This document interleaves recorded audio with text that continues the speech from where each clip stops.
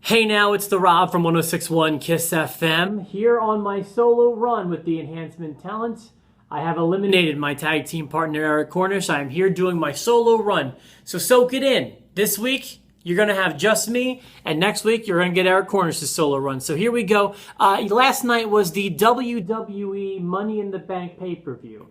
I got a chance to watch it, and I have thoughts. I would say this was not a great show. This wasn't a bad show either, but it wasn't a good show. If I had to give it a grade, I'm giving it a C+.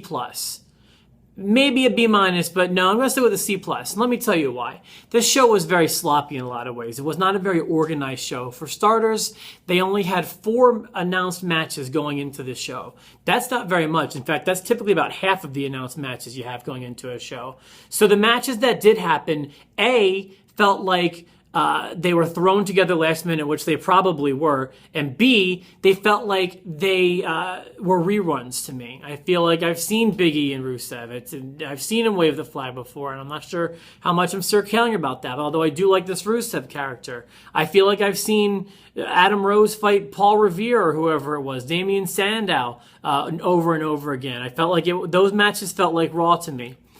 So that was my big complaint with the way the show was thrown together. Let me talk to you about the ladder matches. Those, to me, should have been much better. First of all, here's a great way you could have made those matches a lot better. You do not need 8 guys in a ladder match. That's for starters. You could have gotten away with 6. You could have gotten away with 4. And to be honest with you, you could have gotten away with 2. I'm going to stick to a healthy 4. That's half. A lot of that stuff felt so sloppy, so forced. It never looks real when you have guys, it's hard to suspend disbelief when you have 8 guys doing these spots off ladders. And there were some cool, innovative spots.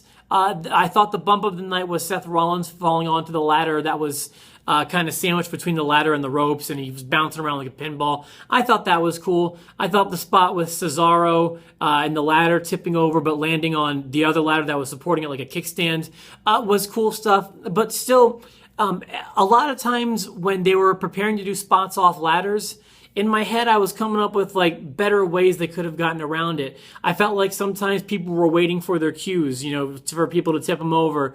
I just felt like they were sloppy ladder matches. I love ladder matches. I'd go as far as to call them my favorite kind of matches in wrestling, but the ones last night personally let me down. If you agree, if you disagree, that's fine. Call me up, 888-454-KISS. I think the night goes to Seth Rollins, even more so than John Cena. And by the way, when I recorded my predictions for Money in the Bank, even though I got the main event one wrong, had I remembered it was in Boston, and as soon as I saw John Cena's dad ringside, I immediately knew Cena was going to go over in that ladder match. Again, nothing was bad on the show, just a little sloppy. Everything could have been better, so you'll get a C+ from me. I'm going to come back with another one on Thursday. Maybe some big stuff happened on Raw. We'll talk about that. If not, I'll come up with some sort of fun topic. Feel free to shoot me your emails, therob@1061evansville.com. And until then, I'm on a roll going solo until a few weeks from now when Eric is back. So enjoy your time. Enjoy your 4th of July and stuff. I'll be back on Thursday. Keep it locked right here.